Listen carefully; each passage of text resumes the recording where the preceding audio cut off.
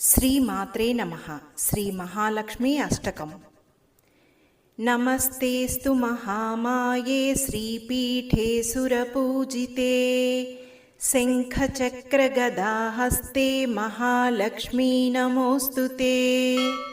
నమస్తే గరుడారూఢే కోలాసురభయంకరీ సర్వపాపహరే దేవి మహాలక్ష్మీ నమోస్తుతే.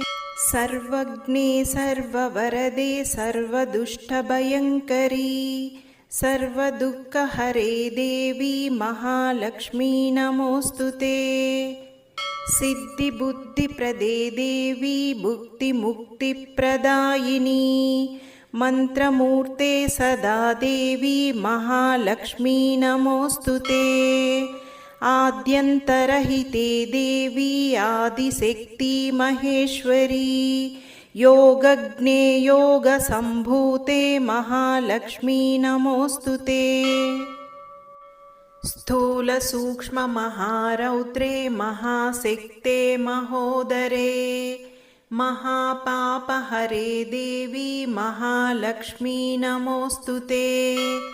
पद्मासनस्थिते देवी परब्रह्मस्वरूपिणी परमेशी जगन्माता महालक्ष्मी नमोस्तुते. श्वेतांबरधरे देवी नानालंकारभूषिते जगत्स्थिते जगन्माता महालक्ष्मी नमोस्तुते. इति श्री महालक्ष्मी अष्टकं संपूर्णम्.